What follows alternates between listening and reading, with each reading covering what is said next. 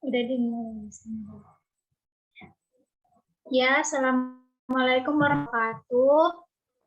Kenalin, nama aku Putri Rahmawati, biasanya dipanggil Putri. Kalian bisa panggil aja Kak Putri ya.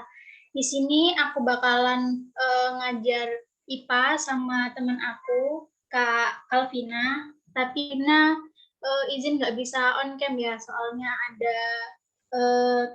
ada kendala.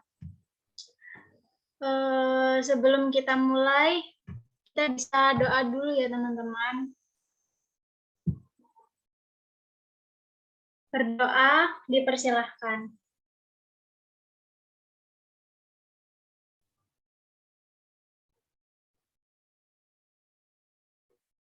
Berdoa bisa dicukupkan ya teman-teman. Oh ya, ini udah ada presensi nih. Udah dikirim sama kakaknya, bisa diisi presensinya dulu ya teman-teman. Waktu presensi sampai jam 18 lebih 17. Cukup kali ya, 5 menit aja buat presensi.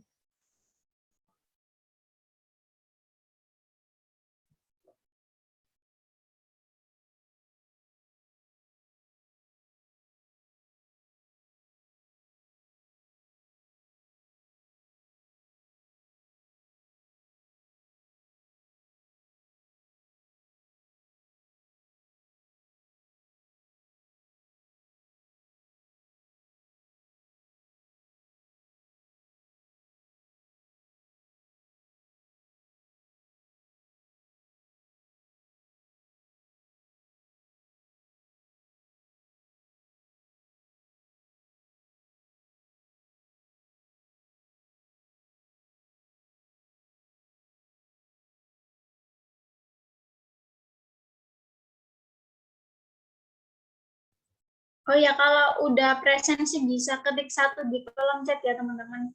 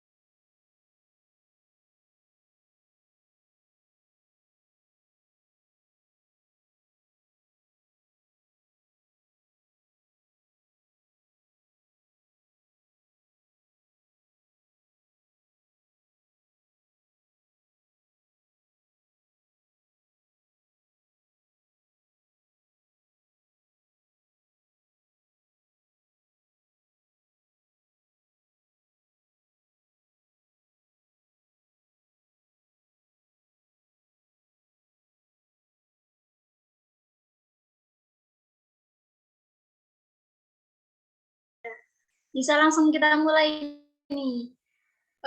Buat kakak panitia bisa langsung share screen materinya ya kak.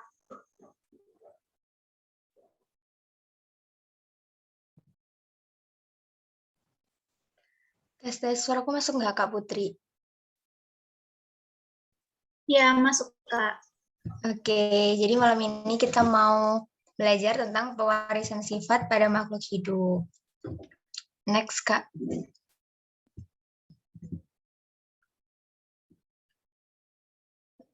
Nah, apa sih sebenarnya pewarisan sifat itu?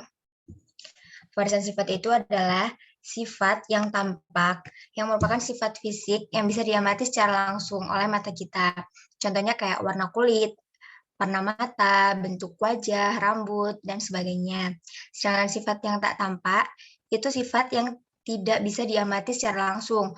Contohnya adalah golongan darah. Jadi di perwarisan sifat itu ada dua sifat, yang sifat tampak sama tak tampak. Nah, kalau sifat yang tak tampak itu, contohnya adalah golongan darah, yang kita itu nggak bisa melihat dengan mata kita secara langsung. Bisanya adalah kalau kita tes dulu ke rumah sakit, seperti itu. Nah, sifat tampak maupun sifat tak tampak ini diwariskan dari induk atau orang tua ke keturunan atau ke anak-anaknya.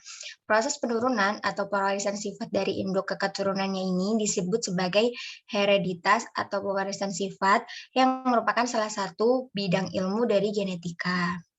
Next, Kak.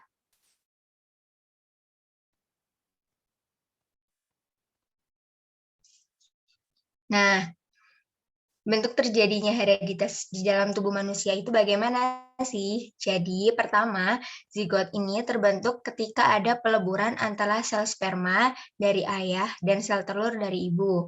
Di dalam sel telur dan sel sperma terdapat inti sel atau yang dinamakan nukleus yang mengandung yang namanya kromosom.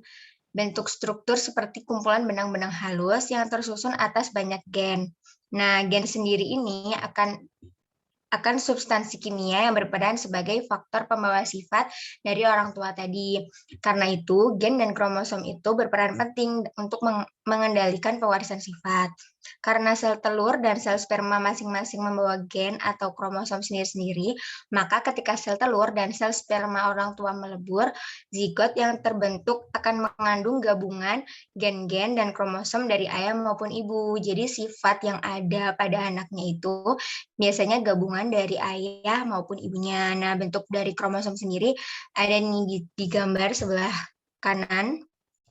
Seperti itu gambar kromosomnya yang tersusun dari benang-benang halus. Seperti itu. Lanjut, Kak.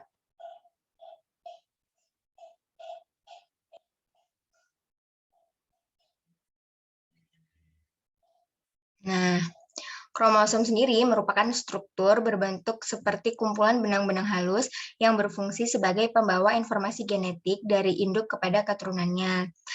Nah, pada tubuh kita mempunyai 23 pasang atau 46 buah kromosom. Jadi di setiap sel di tubuh kita akan memiliki kromosom yang berpasangan atau disebut sebagai pasangan kromosom homolog. Sehingga sel tubuh kita bersifat diploid atau 2N. Tapi untuk sel kelamin atau sel gamet, kromosomnya tidak berpasangan sehingga bersifat haploid. Kalau laki-laki dalam sel tubuh, untuk sel tubuh yang bersifat diploid ada 22AA plus XY atau bisa ditulis 42A plus XY. Untuk sel kelaminnya 22A plus X atau 22A plus Y. Kalau untuk perempuan di sel tubuhnya 22AA plus XX. Jadi pembedanya kalau di laki-laki XY, kalau di perempuan XX, atau bisa ditulis juga ini 44AXX. Terus 22A plus X. Next, Kak.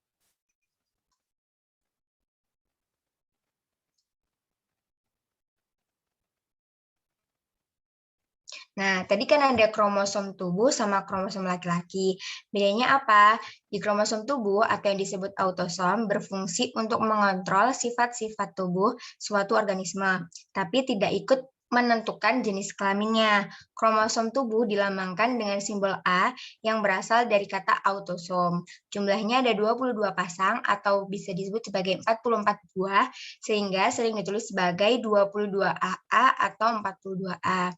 Kalau kromosom kelamin disebut juga kromosom gonosom berfungsi untuk menentukan jenis kelamin suatu organisme dan beberapa sifat tertentu.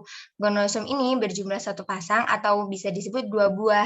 Kalau pada laki-laki, gonosomnya terdiri dari kromosom X dan Y, maka tadi ditulis XY. Kalau di perempuan ditulis XX. Next, Kak.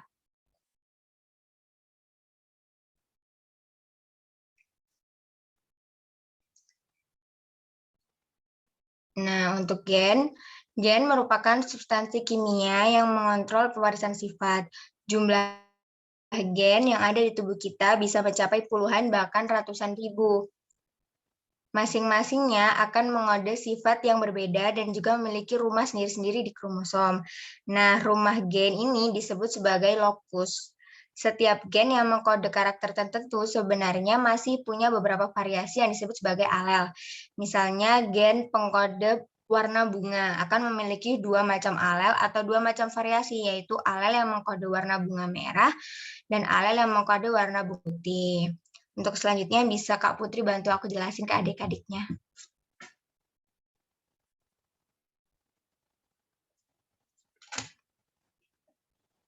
Fitrinya.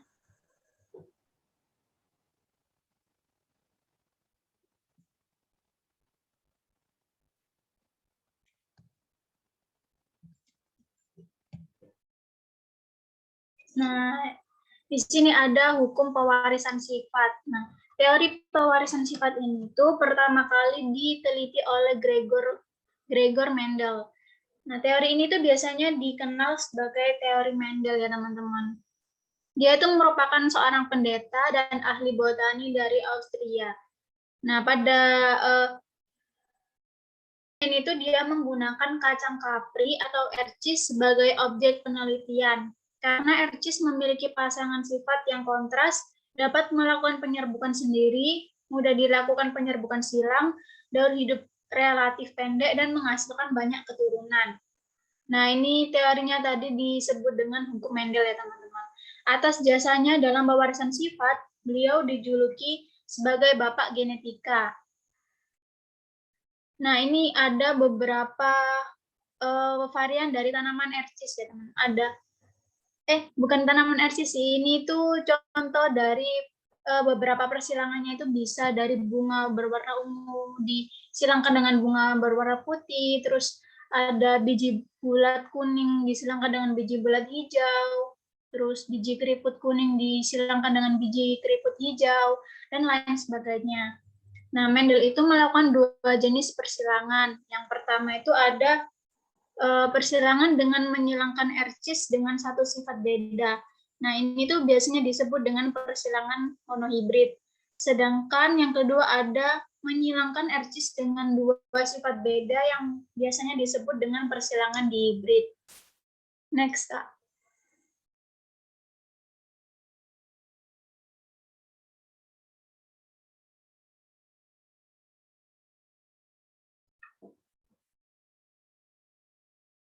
Nah, hukum pewarisan sifat. Persilangan monohibrid. Pada penelitian pertama, Mendel menyilangkan ercis berbunga ungu dengan ercis berbunga putih. Hasilnya seluruh keturunan pertama berbunga ungu. Ini tuh dia menyilangkan bunga berwarna ungu dengan bunga berwarna putih. Nah, ini tuh biasanya disimbolkan dengan dengan huruf U besar dan U kecil ini. Kalau U besar itu dia itu lebih kuat gennya biasanya. Kalau jadi ini bisa kita bagi terus kita silangkan U besar dengan U kecil, U besar dengan U kecil, terus yang kedua ada U besar dengan U kecil, U besar dengan U kecil, sehingga menghasilkan ada 4 sifat, yaitu sama-sama menghasilkan bunga berwarna ungu.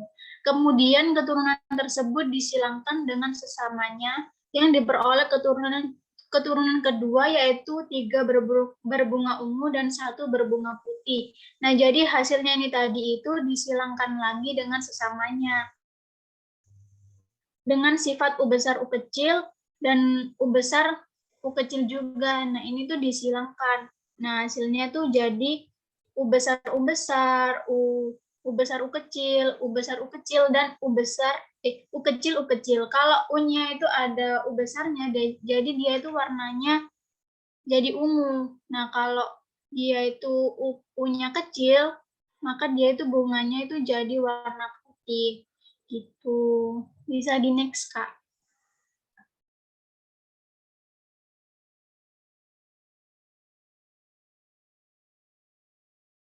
Nah, ini ada pewarisan sifat pada manusia. Biasanya itu terjadi di warna kulit.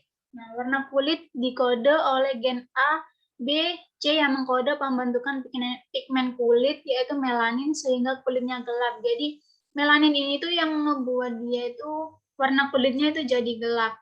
Nah, variasi atau alternatif gen lain pada kulit, yaitu gen A kecil, B kecil, C kecil, Orang yang memiliki gen A besar, A besar, B besar, B besar, C besar, C besar itu kulitnya sangat gelap. Sedangkan gen yang A, B, C-nya itu kecil, kulitnya sangat terang.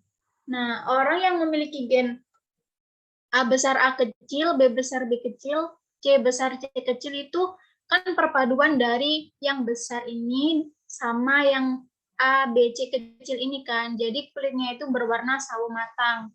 Kayak ini yang ada di gambar di sebelahnya ini kan ada A besar A kecil, B besar B kecil, C besar C kecil, ini tuh disilangkan sama sesamanya. Nah, ini tuh bakalan ngehasilin tabel kayak gini. Dari gen yang menyusunnya ini tuh ada ini yang kulit warnanya itu terang semua, terus ada yang ada hitam-hitamnya atau melaninnya ini. Jadi kulitnya itu kalau banyak melaninnya dia cenderung lebih gelap. Nah, fenotip warna kulit dipengaruhi oleh gen, faktor lingkungan, dan faktor lain seperti paparan sinar matahari. Jadi makanya kalau orang-orang yang berjemur itu bakalan cenderung warna kulitnya itu gelap. Soalnya tuh gara-gara terkena paparan dari sinar matahari. Bisa di next, Kak.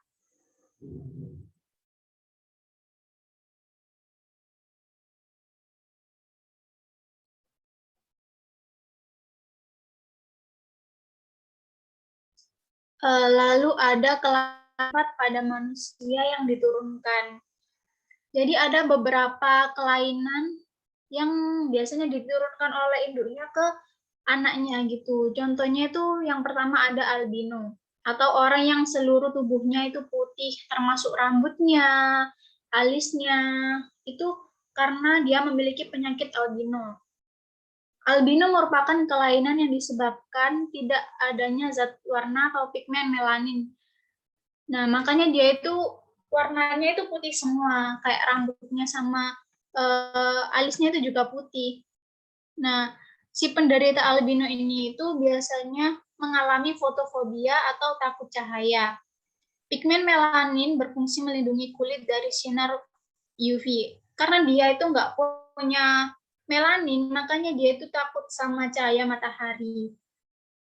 Lalu yang kedua ada hemofilia atau kelainan di mana darah sulit menggumpal saat terjadi luka yang disebabkan tidak dihasilkannya faktor penggumpalan darah. Jadi ini tuh biasanya kalau penderita hemofilia ini itu jatuh terus ada luka, dia itu bakalan darahnya itu langsung apa ya, kayak nggak bisa berhenti gitu loh, bakalan mengucur terus. Itu yang penderita hemofilia ini. Lalu ada kanker atau penyakit yang ditandai dengan sel yang terus-menerus membelah. Pembelahan normal merupakan proses yang disusun dan dilakukan secara hati-hati dan dikontrol oleh gen. Jadi dia itu ditandai dengan sel yang terus membelah. Jadi selnya itu terus membelah. Jadi banyak gitu. Terus ada buta warna atau kelainan yang tidak dapat antara merah, oranye, biru, dan hijau. Ini tuh biasanya disebabkan karena gen pada kromosom kelamin X. Nah, kayak gini ini contohnya kalau dia yang buta warna, dia tuh nggak bisa membaca kayak angka yang ada di gambar ini, teman-teman. Nah, ini kan angka 18, terus ini angka 29, terus ini kan angka berapa ya ini? 73. Iya, bener. Ya, 73 kayaknya. Next, Kak.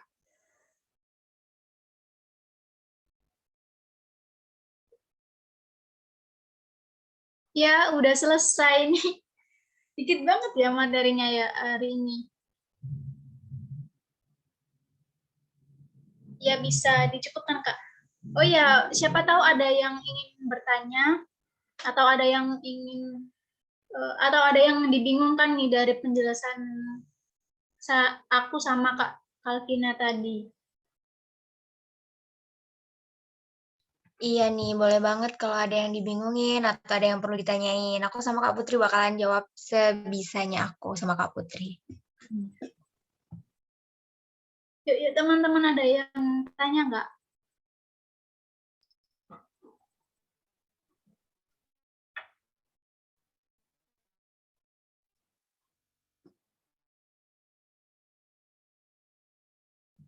Udah jelas, Kak. Iya. Ini soalnya materinya tuh dikit ya, teman-teman. Jadi cepat banget kita.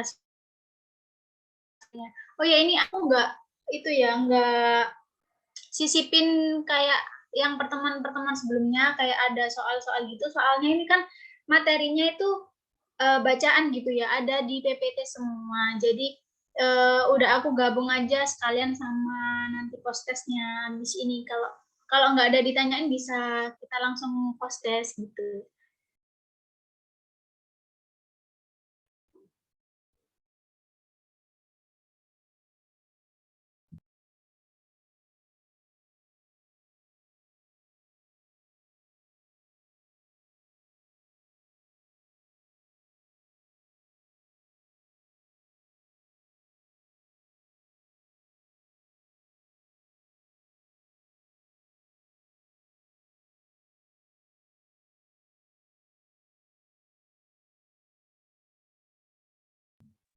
Ini aku tunggu 2 menit ya. Kalau nggak ada yang tanya, bisa kita lanjut. Oh iya, itu ada yang daur hidup kacang ercis yang lebih pendek. Maksudnya apa, Kak? Nah, kalau itu, jadi dia itu umurnya itu pendek. Si kacangnya itu dia umurnya pendek. Gitu ya, Anggita Dwi A.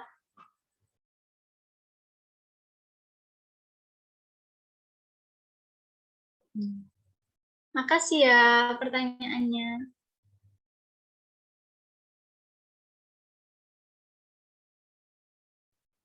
Ini aku tunggu lagi nih sampai pukul 18.34 deh.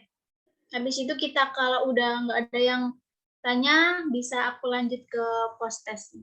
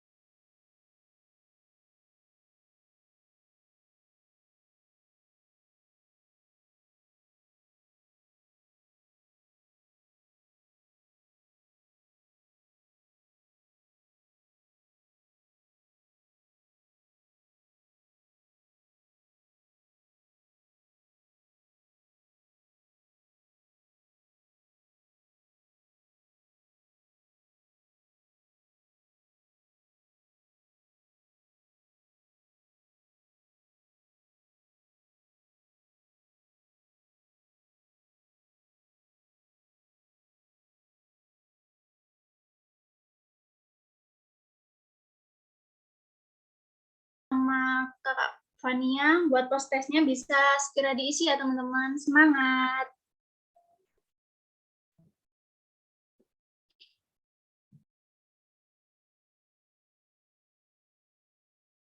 waktunya 10 menit dari sekarang, berarti sampai jam 18:46 ya teman-teman. Yuk bisa dikerjain yuk. Semangat.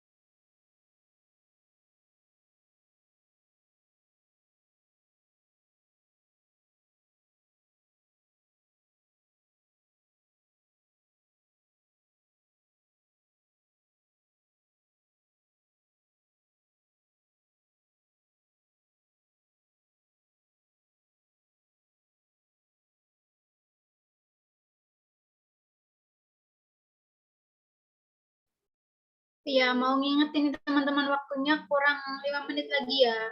Kalau ada kendala bisa chat di kolom chat ya. Wih, Lilis dari satu ini udah ya. Cepet banget nih. Gampang kan ya pas tesnya berarti.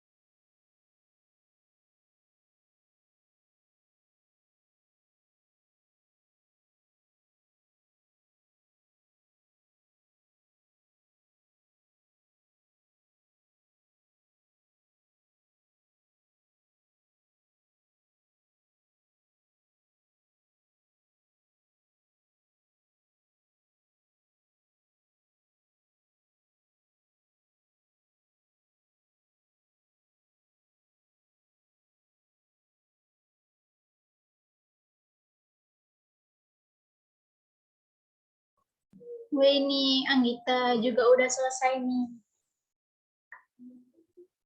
Bentar nunggu namanya dulu ya teman-teman. Nanti kalau udah 18 lebih 46, waktunya udah selesai ya buat post testnya.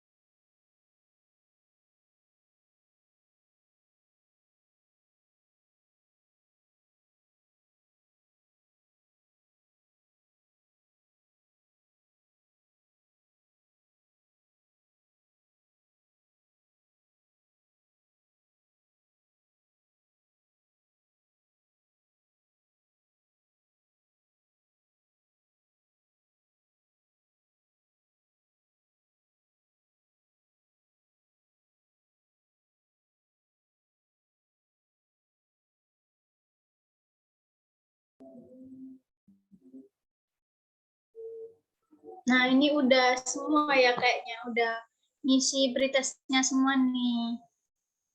Gimana nih, pasti gampang kan ya? Udah ada di PPT semua. Ini nggak ada yang ditanyain lagi, dah. Kalau nggak ada, udah bisa dicukupkan sampai sini. Kita ketemu lagi besok nih kayaknya.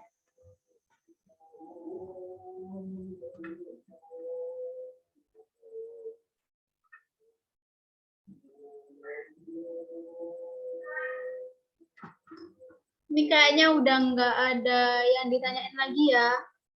Bisa kita cukupkan pertemuan untuk hari ini.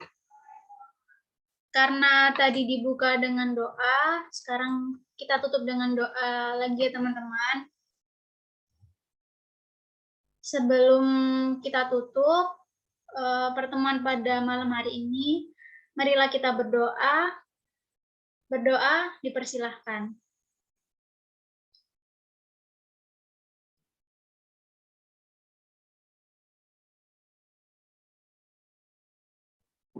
Berdoa dicukupkan. Aku mau makasih banget nih ke teman-teman yang udah join malam ini, udah nyempetin waktunya buat hadir di Zoom malam ini. Iya, sama-sama Winnie. Makasih ya semuanya. Makasih semuanya. Semoga ilmunya bermanfaat ya. Iya, semoga ilmunya bermanfaat ya.